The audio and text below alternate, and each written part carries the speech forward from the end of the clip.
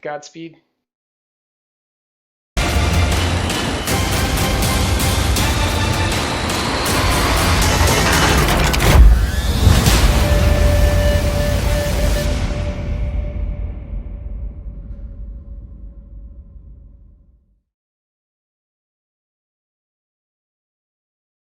Okay, welcome back. My name's Bayatje. This is the fifth match in a best of five series. I am totally hyped right now.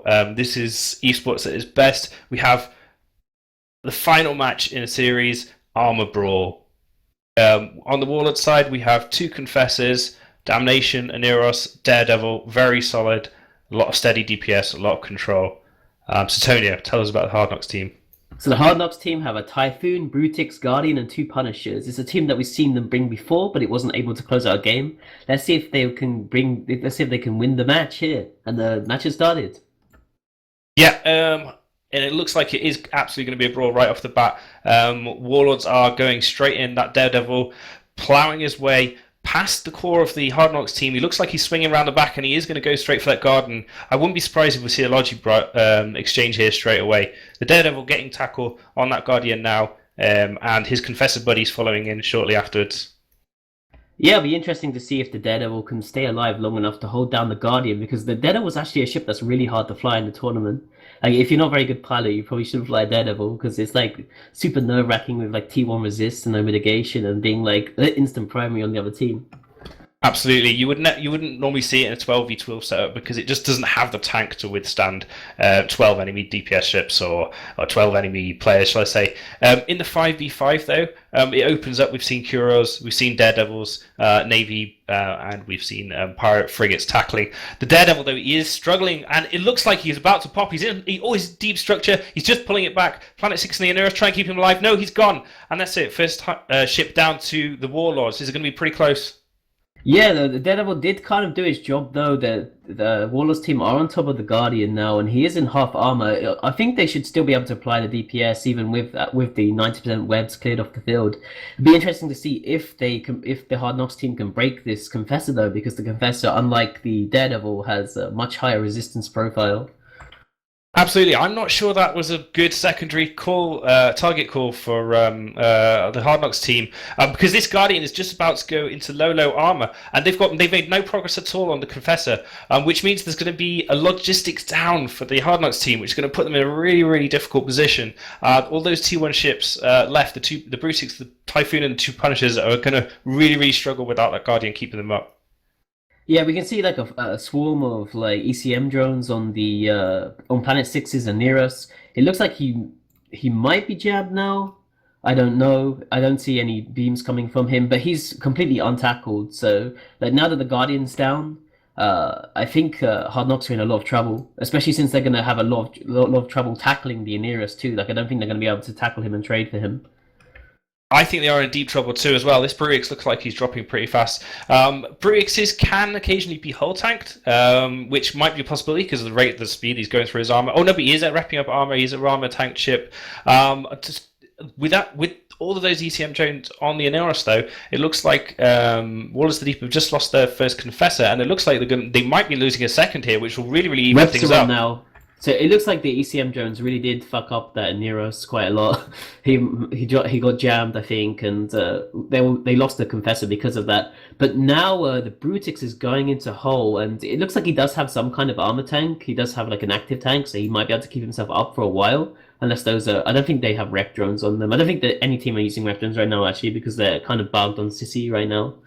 Yeah, there's just swarms of ECM drones everywhere. One of the good things that these T1 DPS core ships for the Hard Knocks have got is they've got big drone bays. So the Typhoon and the Brutix have both put 5 EC drones. They've got Wasps, which are the heavy ones from the Typhoon on the Aneros, and the medium ones from the Brutix. That means the Aneros is struggling to rep. But at the moment, it doesn't look like the Warlords team are taking too much damage, and this Brutix is slowly dying without any rep support. He's not going to last long. Yeah, it looks like the Brutix is gonna is gone now, and that's what 5 Vesta 600s that were jamming the Aneris are gone now, as well as a lot of DPS. It does look like Bunok Saint is staying around in half armor though. He might go down. Looks like the wasps that are still remaining on the Aneris might have got a jam on him. Yeah, definitely, and that could just be enough to tip the balance because one damnation on his own is going to take a very long time to kill this Typhoon, and the Typhoon team will be up on points, I believe, or it'll be very, very close here. Actually, no, sorry, I think the Warlords team are still ahead on points. So Hoodie's team do need to kill one of these two ships here. Whether they go for a damnation through Aneros reps is going to take forever, or whether they try and get tackle on Aneros and switch. We'll see soon here what their intentions are. The Punishers are driving towards the Aneroses, so it looks like they are going to go for the hostile logistics because they know that trying to get through a damnation is going to be too difficult. But there's no logistics to keep the Punishers alive, which means they're going to really struggle to hold down the Aneros.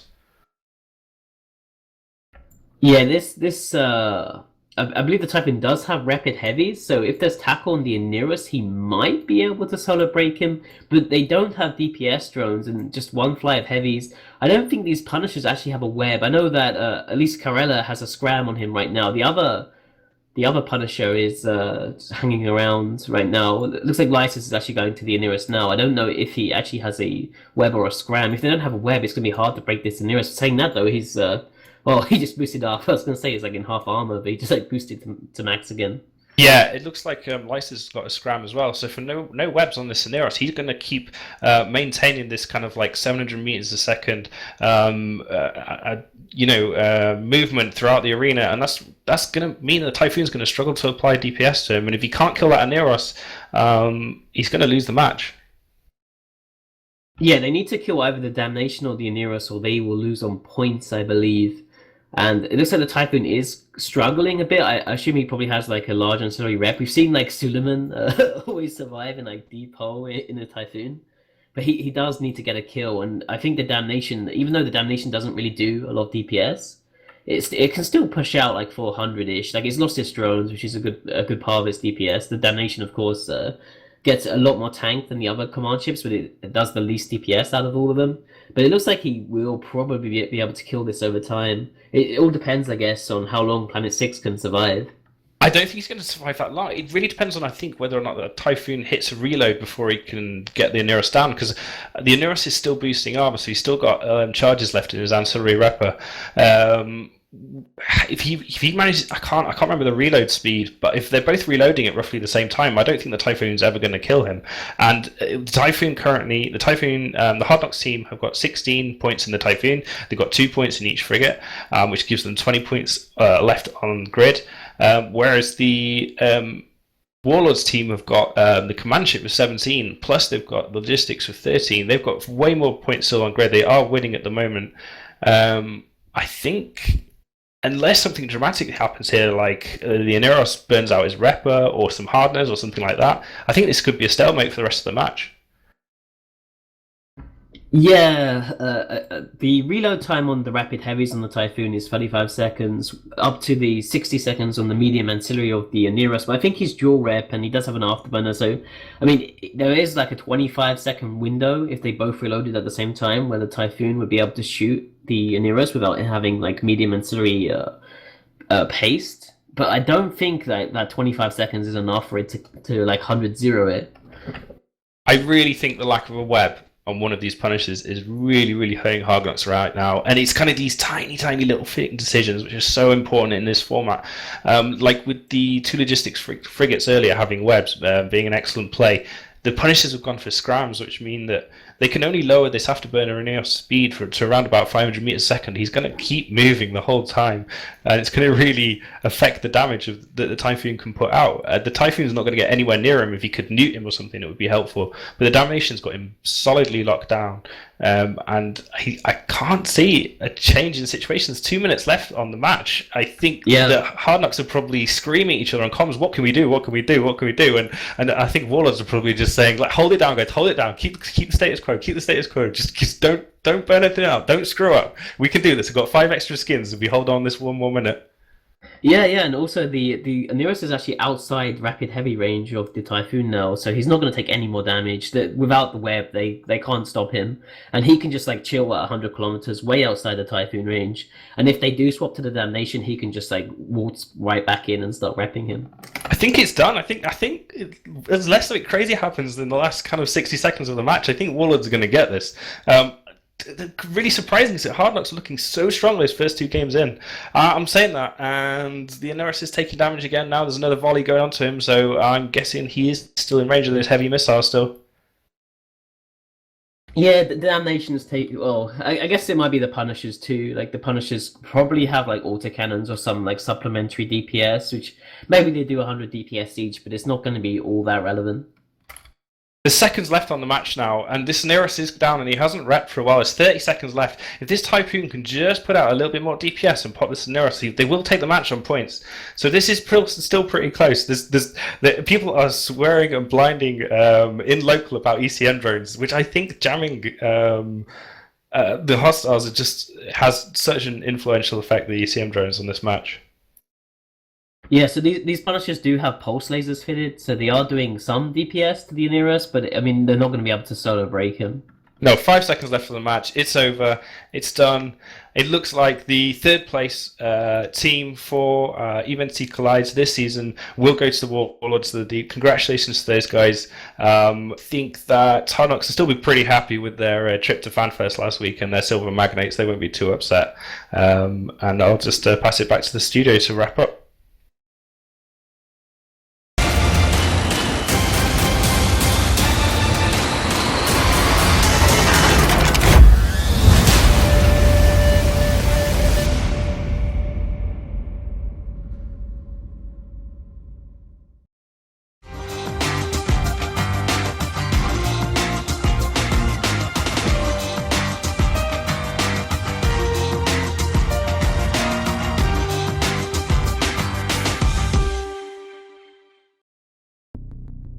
The new high-performance Rig 500 headset from Plantronics is designed to match the skills of an aspiring esport player with the gear they need to win. The new modular system gives you the power to adapt, upgrade, and personalize your headset for the task at hand. The Rig 500 series of gaming headsets are engineered to deliver the perfect combination of durable lightweight comfort in an immersive audio environment. 7.1 surround sound and 24-bit audio provide a stunning 360-degree sound field with directional audio. 40mm drivers with low-frequency resonators provide crisp highs and boosted bass. Clear voice noise-canceling technology provides clear communication to your teammates. From the headset company that equips the pros, the 500 series was crafted to meet the needs of esports and competitive players around the world. The new Rig 500 series of headsets from Plantronics. Respect the training. Reactions win.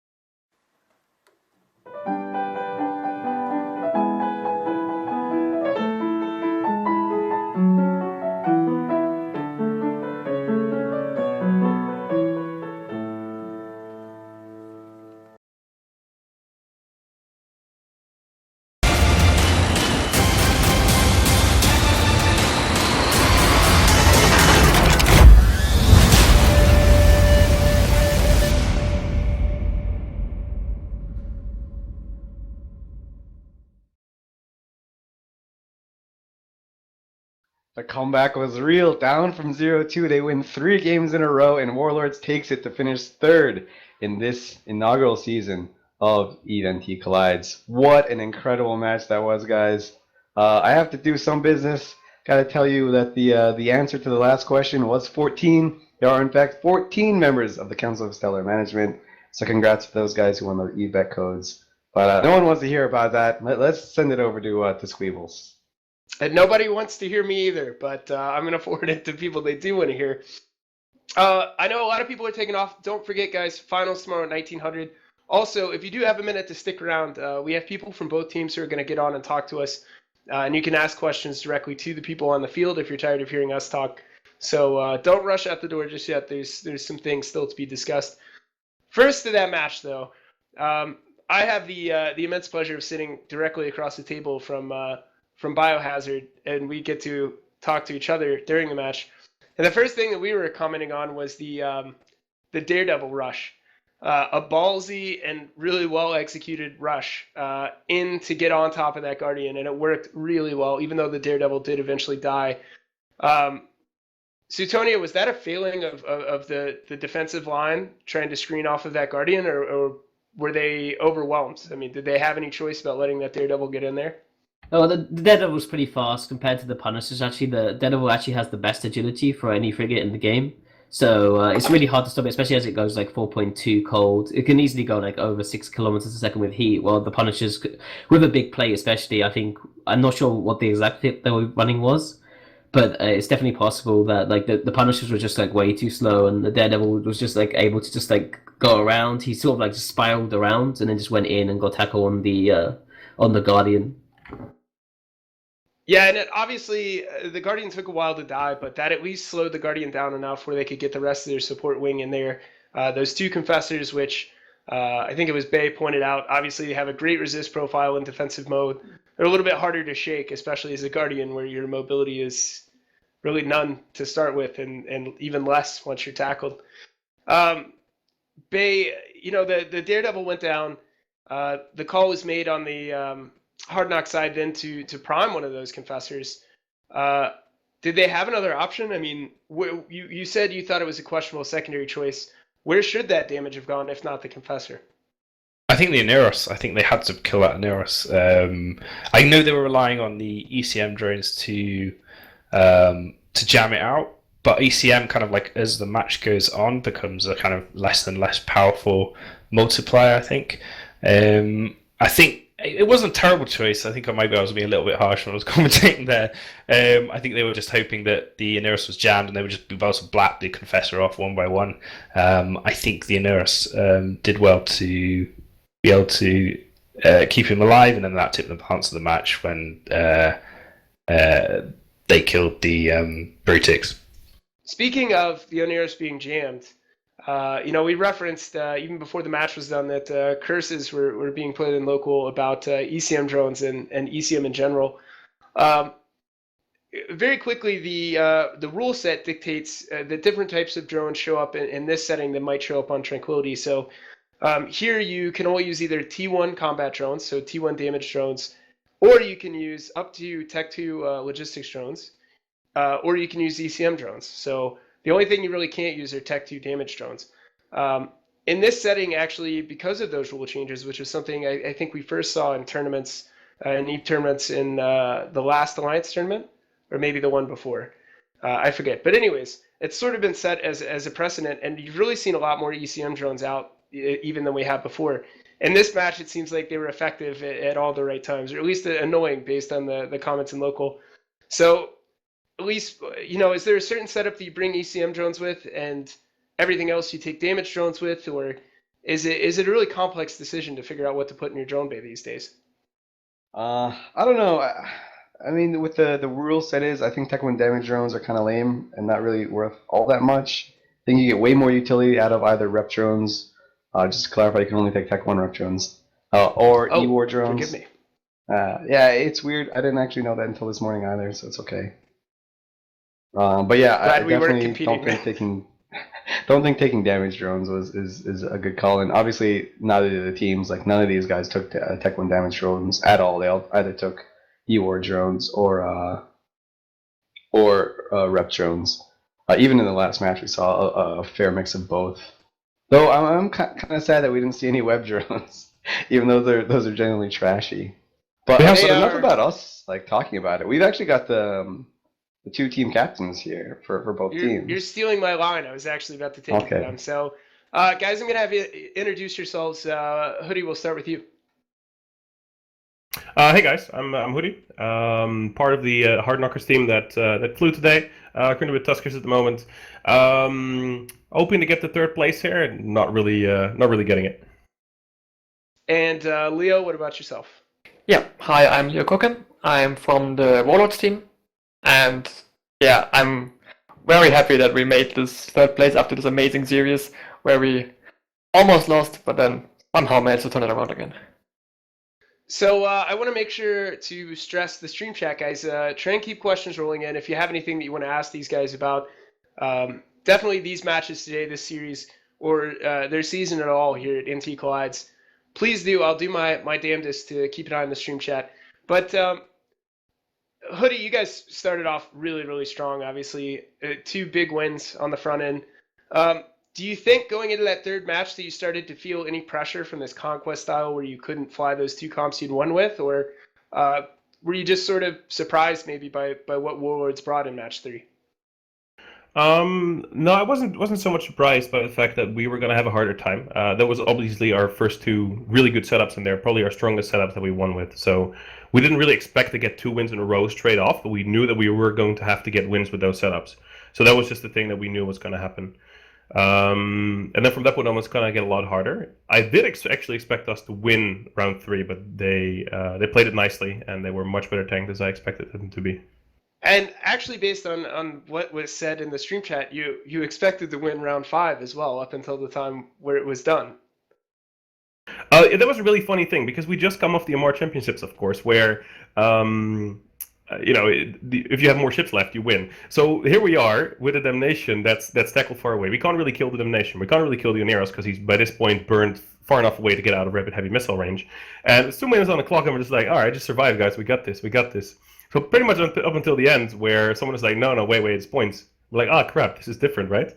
I don't think we could have changed it either way, but it was a pretty funny thing because we actually thought we had won until like pretty much the end. And to clarify, for the MR Championship, all ships were considered to be worth equal amounts of points. Yes, so exactly. It's really how many people you had left on the field. Okay, so you all were up 3 pilots versus 2 pilots, but sadly not in points. So it wouldn't have changed anything. Right. Yeah. I mean, it was clear that you guys had not based the match on that. Let's just get down to 2 Punishers and the Typhoon. So, but that is interesting to hear, and it just shows, especially with multiple tournament formats out today, there's a whole lot going on in the 10 minutes that you're on field. Leo, you guys obviously brought it back big, running 3 matches in a row. We didn't expect, despite the fact that we know you guys have it in you. So what did it feel like winning match 3? I mean, did you guys sort of expect maybe you cornered the comps on Hard Knock's side, or what was the overall discussion there after match 3? Yeah, well, that's pretty much what happened. I also have moderator for my team here, so maybe he wants to elaborate on that question. Oh yeah, sorry, moderator, welcome. You're also from Team Warlords, so yeah, go ahead. What did you guys? What were you thinking after match 3 and taking your first win?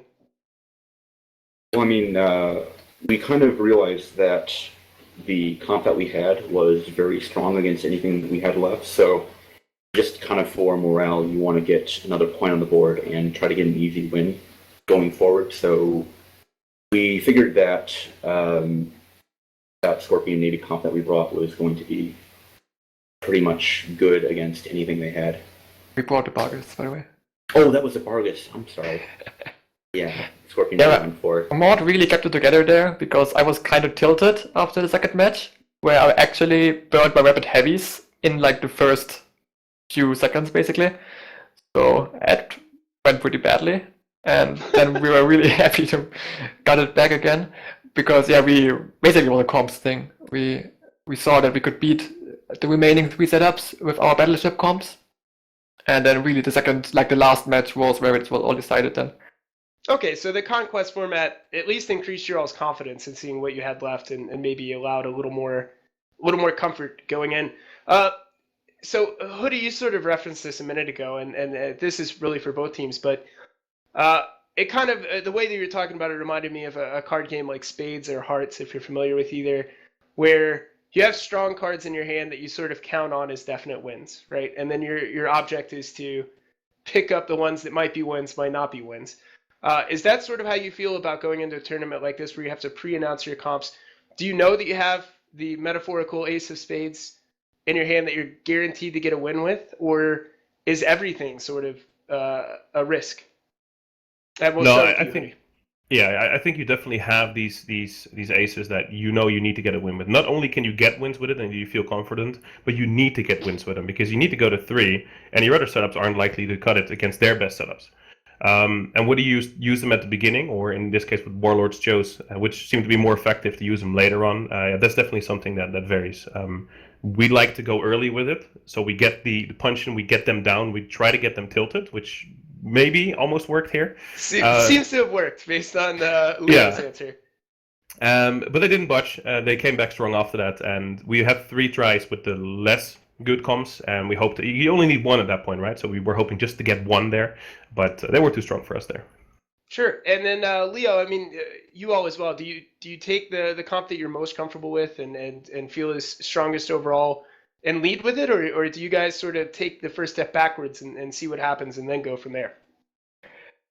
Well, basically we try to do that. We try to run the comp that we thought would be generally the best against the comp Hardknock had opened at the start, which was all 5.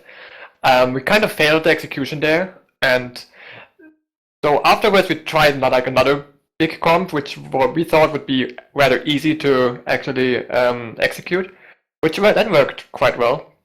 And yeah, basically there's the thing with the aces, but even when you have an ace and you use it and you don't match, like you don't win a match with it, you can still try it again in the next match.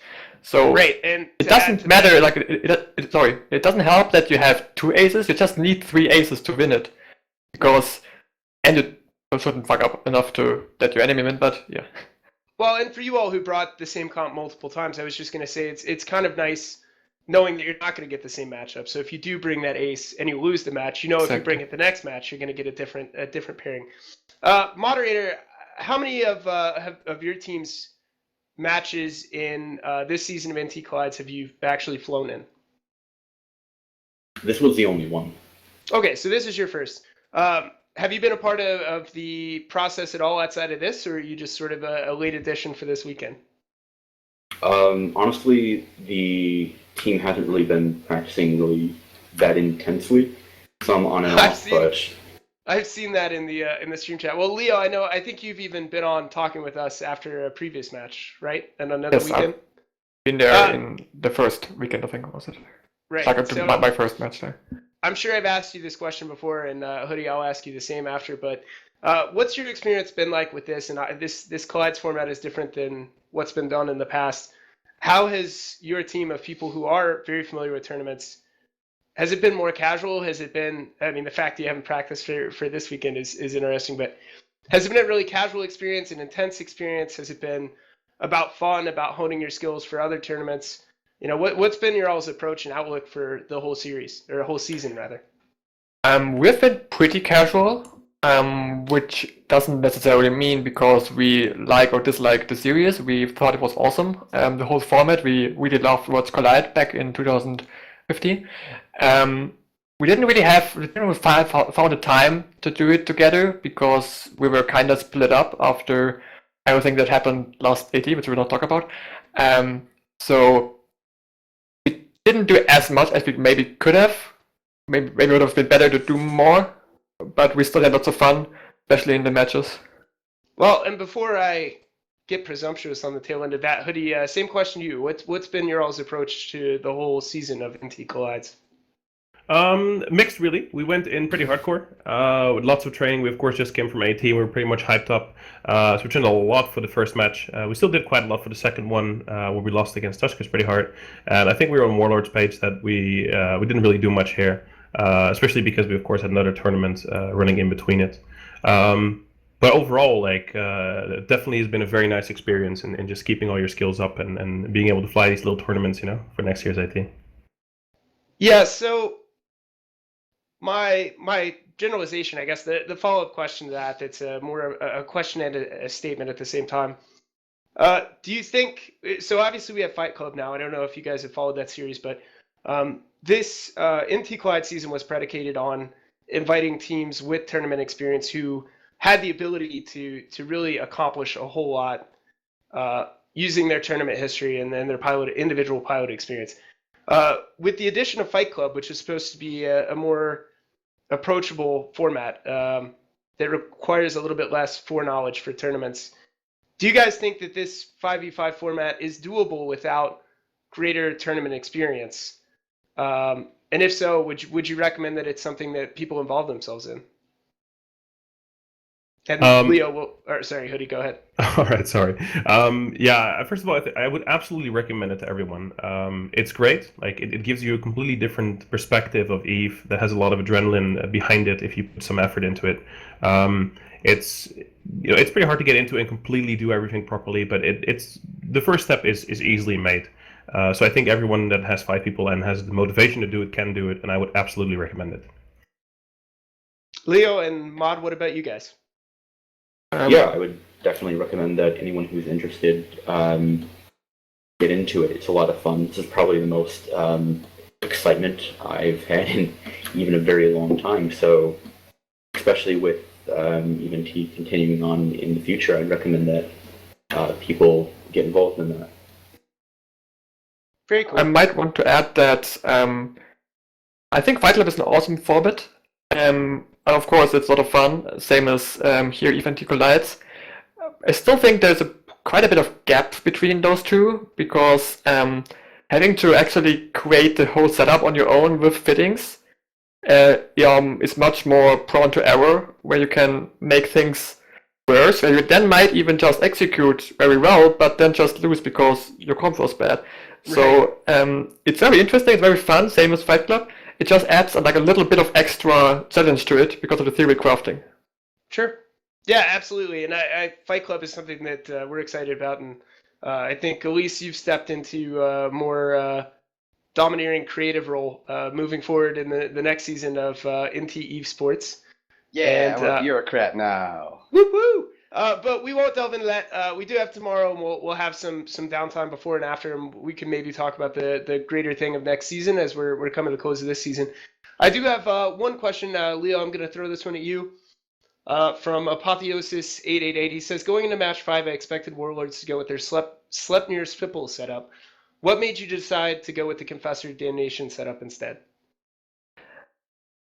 Basically, we thought both are rush setups, so the plan kind of is to hold the enemy down and not get shot at a lot, except on your Logi. So we looked at the comps and we saw that Hard Knocks has both Foons and Cerberuses against us, and we just wondered, what would we like to more to get shot at by that, the Skimmy or the Oneros? So we decided that it would be probably easier for us to tank with the Oneros if it's shot by a Foon or by Cerberuses instead of the Skimmy, because the Amar Rush doesn't have as much speed maybe, or has problems with like split damage, but it has way more sustain on the Logi with like the active tanked Oneros that we used, whereas a Skimmy will just die eventually after a while. So that's why we decided to go with the Oneros comp. A little more beef behind the armor comp that you guys brought for sure. And Apotheosis followed up and said, I really like this tournament setup. Makes the best theory crafting teams cream rise to the tom, he said, but I assume he means to the top. But yeah, thanks for the question, dude. Great question. With that, guys, we're kind of winding down. Congratulations to both of you. Hoodie, Leo, Mod, please pass on our thanks to your teams. Great season. Congratulations to you both. And hopefully we'll see you guys back for next season, right? Yeah, hopefully. Yeah, you guys better come. I think you're contractually obligated to come. So. You guys should have read the fine print, though, honestly, because you legitimately are contractually obligated to come. Moderator, you too. Okay. But thanks for taking the time to come on and talk, guys. Enjoy your sexy skins, both of you. And really, really appreciate talking to you. And with that, Elise, I've done all the damage I can do. Take us away. All right, guys. Well, this was the penultimate match. I can't believe it went to 5. That was incredible showing from both of these teams. Like, absolutely incredible stuff. Really, really heartfelt thank you to both of you guys. Both, obviously, Hard Knocks coming in 4th and Warlords coming in 3rd in grand fashion. Really loved it. Make sure everyone, you guys, tune in tomorrow at 1900, which has the final match. You can actually start betting on it on eBet. I know someone in chat was saying that he won 21.4 billion, which means someone probably who? lost 21.4 billion. Who? Which is great. I don't know. Wait, Some Elise, guy in who? the Twitch chat. Who? Oh, some guy. Somebody X up again. You want it? Friends? Anyways, so tomorrow, 1900, Hard Knocks versus, well, nope, Tuskers versus Volta. I'll get this right, don't worry. And the entire staff will be back here just the same time tomorrow. But just a big, huge shout out and thank you to CCV Logic Bro, who did literally all the work, moving the teams in and out, running the thing, doing all the stuff that we physically cannot do. And it is just amazing. And I'll just give a quick rundown of all the sponsors again who make this setup or make this whole format possible. It's Plantronics, Cooler Master, EveBet, and of course CCP. They help us in many ways. And big shout out to Sir Squeebles, your host for the tonight. He did an incredible job. We give him a lot of power, and we're always kind of watching with bated breath to make sure he doesn't run it into the ground. I said nothing about the Jews the whole time. You should be very proud. We made it 3 hours, guys. We got it. 3 hours and 1 minute, and then it all comes crashing down. But big shout out to BayRJ, who is a commentator. Apothny, who is another commentator. Unfortunately, he had a bit of a coughing fit from the Icelandic death flu that he picked up over there.